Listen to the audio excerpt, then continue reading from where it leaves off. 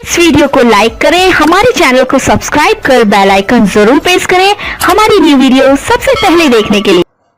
फिर से एक बार स्वागत है आपका टेक न्यूज़ हिंदी में। तो दोस्तों मैं आज आपको बताऊंगा एसएमएस सेंडिंग प्रॉब्लम का सॉल्यूशन कैसे निकालते। दोस्तों अगर आप आइडिया, वोडाफोन, एयरटेल, जियो रिटेलर है और आपको इस तरह का प्रॉब्लम हमेशा आती रहती, तो इस प्रॉब्लम का सॉल्यूशन कैसे निकालें। अगर आप हमारे यूट्यूब पर नए और आप एक रिटेलर है तो आपका ये चैनल को सब्सक्राइब करना बनता, क्योंकि हम इस तरह के वीडियो रोज़ाना अपलोड करते रहते। तो आज का ये टॉपिक है किस तरह से आप ये एसएमएस सेंडिंग प्रॉब्लम को दूर करते। तो सबसे पहले क्या करें आपका अगर वोडाफोन सिम है तो आप यहाँ पर वोडाफोन सिम कार्ड का बैलेंस चेक कर लीजिए। तो आपको ये बैलेंस देख लेना है। अगर आपका बैलेंस माइनस है तो आपका ये मैसेज नहीं हो पाएगा। उसके बाद आपको आपकी वैलिडिटी देखना है। अगर आपकी कस्टमर के नंबर की वैलिडिटी अगर एक्सपायर है तो आप उसे रिचार्ज कर लीजिए एक्टिव प्लान से 49 से, या ऑफ़र देख जो भी रहेगा वो ऑफ़र देख के रिचार्ज आपको माना है। उसके बाद भी अगर ये मैसेज नहीं जाता है तो आपको क्या करना है, आपको एसएमएस सेंटर नंबर चेक करना। अगर एसएमएस सेंटर नंबर गलत होता है तब भी ये प्रॉब्लम आता है। तब ये एसएमएस सेंटर नंबर कैसे देखते, अगर आप एयरटेल का सिम पोर्ट करा रहे, वोडाफोन या वोडाफोन सिम कार्ड करा रहे, जियो में, अब कोई भी सिम कार्ड का अगर पोर्ट करा रहे और आपको ये प्रॉब्लम आ रही तो किस तरह से इससे दूर करें। तो सबसे पहले आप ये मैंने आपको बताया वो चेक कर लेना। आपको पहले बैलेंस चेक कर लेना है, वैलिडिटी चेक कर लेना है। तो भी आपको ये प्रॉब्लम आती तो उसके बाद ये जो एसएमएस सेंटर होता है तो वो चेक कर लेना है। तो यहाँ पर किस तरह से आपको एसएमएस सेंटर चेक करना है, देखना है। गूगल पे जाना है आपको।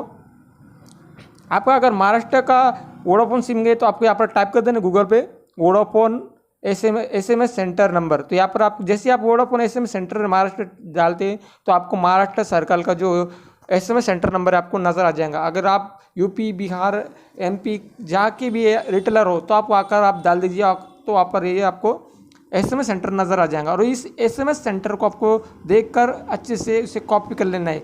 अगर आपका सिम एयरटेल है, वोडाफोन है, जियो है और आपको ये एसएमएस का प्रॉब्लम आ रहा है पोर्ट करने के लिए, तो आप यहाँ से देख के वो एसएमएस सेंटर नंबर कॉपी कर लेना है और आपको मैसेज बॉक्स में जाके इसे सेव कर लेना है।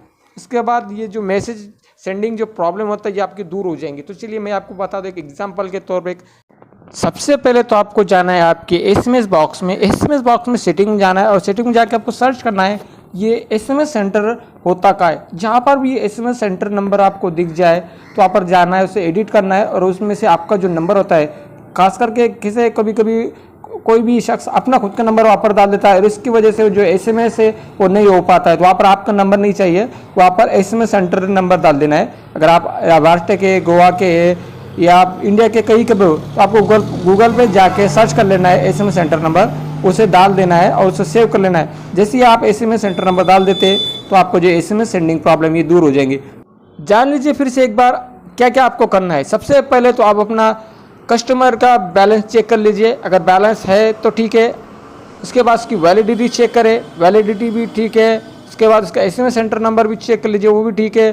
तब अगर आपका कस्टमर खास करके वोडाफोन का कस्टमर है, अगर वो एसएमएस करना चाहता है और उसका एसएमएस नहीं जा रहा है, उसकी वैलिडिटी है, एसएमएस सेंटर नंबर है, तो आप उसका बैलेंस देख लीजिए। उसका बैलेंस माइनस हो सकता है। बैलेंस माइनस होने की वजह से आपको जो एसएमएस सेंडिंग है फेल हो जाता है। जैसे ये आप बैलेंस मार लेते हैं उसे टॉक टाइम वाला बैलेंस मार दीजिए। जैसे कि आप देख सकते हैं यहाँ पर मैंने एक वैलिडिटी रिचार्ज और एक 20 रुपये का टॉपअप किया। वोडाफोन सिम से पोर्ट का मैसेज डालते समय आपको बस दो बात का ध्यान रखना है, उसका वैलिडिटी, एसएमएस सेंटर और रिचार्ज, ये तीनों बात आपको ध्यान रखनी है। इसके बाद आप उसका जो बैलेंस है वो माइनस नहीं होना चाहिए। अगर माइनस होता है कस्टमर का नंबर पर तो ये एसएमएस नहीं हो पाएगा और ये पोर्ट आउट नहीं हो पाएगा। तो आपको इतनी बात ध्यान रखनी है।